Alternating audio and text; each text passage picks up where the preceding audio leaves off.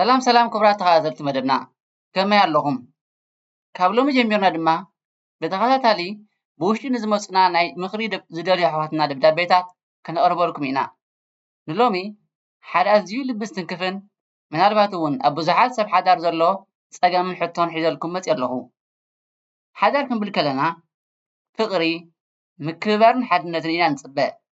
ግን ሓደ ግዜ እቲ ዝበሃግናዮ ገነት ናብ ገሃነም ክቕየር ይኽእል እዩ። እቲ እትፈትዮን እትፈልጥዮን ሰብ ወይ እትፈትዎን እትፈልጣን ሰብ ሃንደበት ክቕየረካ ወይ ክቕየረካ ከሎ ኣብ ሓዳርካ ወይ ሓዳርኪ ጓና ክትኮኑ ከለኹም እንታይ ይስማዓኩም?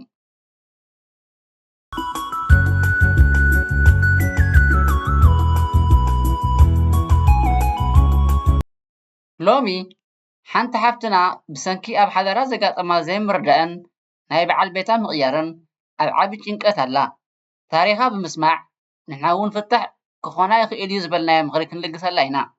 ንስኹም ተዓዘብቲ ድማ ብወገንኩም ኣብ ቦታ ኮመንት ምኽርኩም ለግሱላ። ነዛ ቪድዮ ቅድሚ ምጅማርና ሰብስክራይብ፣ ላይክ፣ ሸር ብምግባር ኣይትረስዑ። ሰናይ ምክትታል።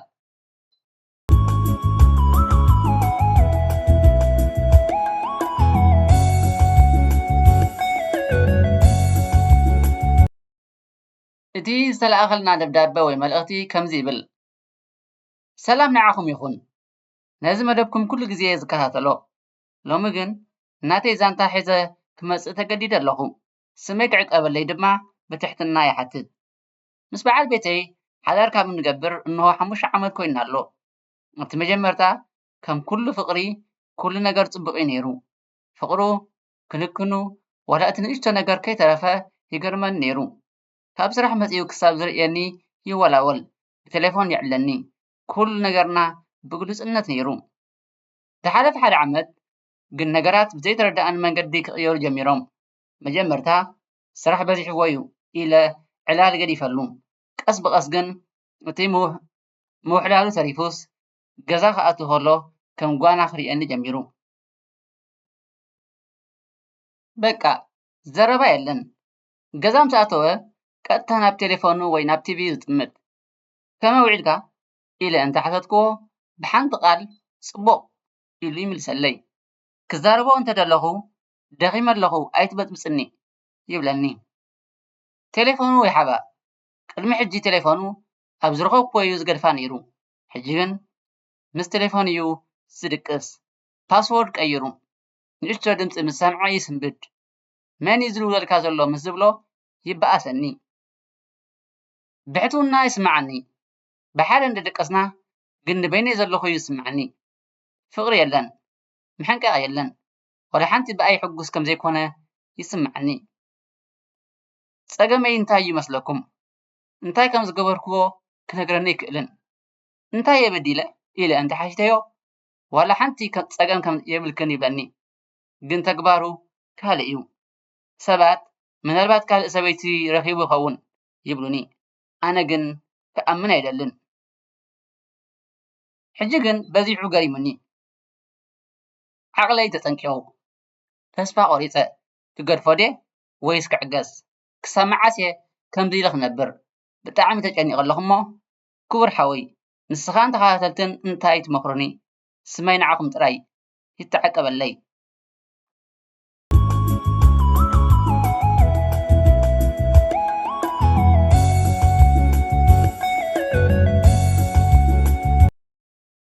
ክቡራት ተኸታተልቲ መደብና እዛ ደብዳቤ እዛ ሰማዕኩም እያ ነይራ።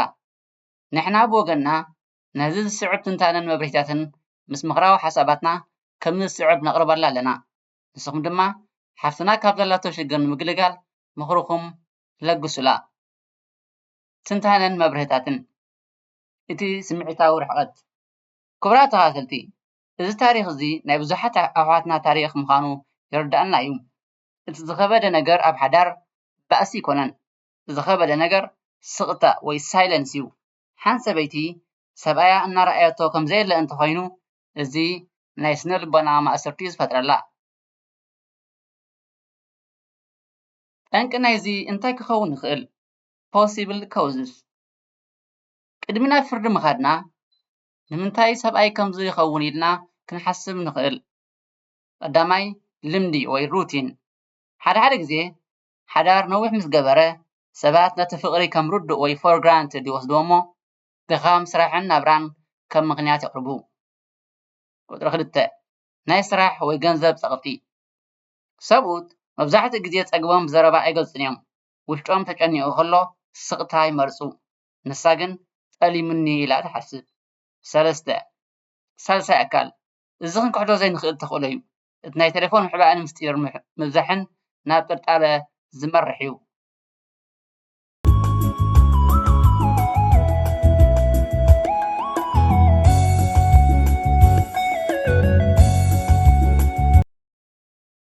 ናይታ ጓል ኣንስተይቲ ጌጋ እውን ክኸውን ይኽእል እዩ። ሓፍትና እንታይ የበዲለ ኢላ ሓቲታቶ እያ። ሓደ ግዜ ንሕና እውን ኣቀራርባና ወይ ኣፕሮች ክንርኢ ኣለና። ብጭንቀት ወይ ብክሲ መልክዕ ዲና ንዛረቦ ዘለና ወይስ ብፍቅራዊ መገዲ? እዚ ክነስተውዕለሉ ዘለና ጉዳይ እዩ። ሕጂ ድማ ብወገንና ናብ እንህባ ምክርን መፍትሕታትን ክንገልፅ። 1 ህድእ ዝበለ ዕላል communication without accusation ሓፍትና መጀመርታ ክትገብርዮ ዘለኪ ስምዒትኪ ክትቆፃፀር እዩ። ንሱ ደኺሙ ምስ መፀ ስለምንታይ ዘይትዛረበኒ ኢልኪ ክትከስዮ የብልክን። ኣብ ክንድኡ ፅቡቅ መኣዲ ኣዳልዊ፣ ሃዋህው ቀይሪ፣ ብፍቅሪ ድማ ናፊቀካ እዚ መዓልትታት ዝተጠፋእና ኮይኑ ይስማዓኒ።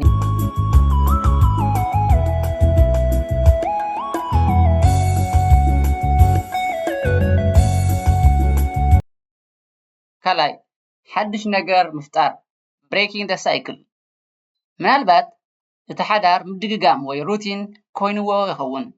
ንስኺ ተበግሶ ውሰዲ። ሓደ መዓልቲ ንገዛ ዘይኮነስ ንደገ ሒዝክዮ ውፅኢ። እቲ ናይ ቀደም ፍቅርኩም ዝዝክረሉ ኩነታትን ቦታን ፍጠሪ። 3 ብዛዕባ ቴሌፎን ዘሎ ጥርጣረ እዚ ናይ ቴሌፎን ጉዳይ ኣሸጋሪ እዩ፣ ግን ብሓይልን ብባእስን ፓስወርድ ክህበኪ ኣይትፀበይ። እቲ ኣብ መንጎኹም ዘሎ ምርሕሓቕን ምስ ፀበበ እቲ ናይ ቴሌፎን ጉዳይ ባዕሉ ክመሓየሽ ይኽእል እዩ።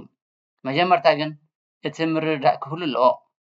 4 ናይ ወፃኢ ሓገዝ seeking help እዚ ኩሉ ጌርኪ ለውጢ እንተዘየለ ምናልባት ሳልሳይ ኣካል ሽማግለታት ወይ ናይ ሓዳር መምህር ወይ ኣማኻሪ ምእታው የድሊ ይኸውን።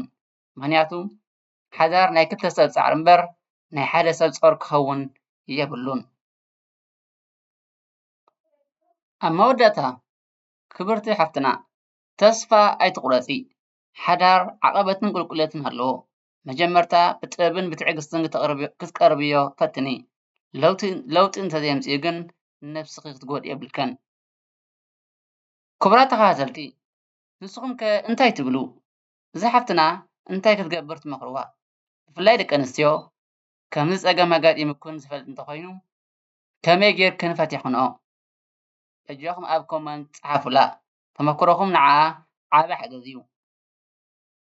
ኣኽበርኩም ተዓዘብቲ ቤት ተዛነ ዩቱብ ቻነል ነዚ ቪድዮ ብፅሞና ተኸታቲልኩም ንሓፍትና ዘድሊ ምክርኩም ክትልግሱላ እንዳተለመና ኣብ ዝመፅእ ብካልእ ዛንታ ክሳብ ንራኸብ ተሰናዩ። ናብ ቤት ተዛነ ዩቱብ ቻነል ሰብስክራይብ፣ ላይክ ናብ ኣዕሩኽትኩም ድማ ሼር ጌርኩም ኣብ ቀፃሊ ነቕርቦም መደባት ኣብ ግዜኹም ዝበፅሑን ክበሩ የቀኒየልና። ቤት ተዛነ ዩቱብ ቻነል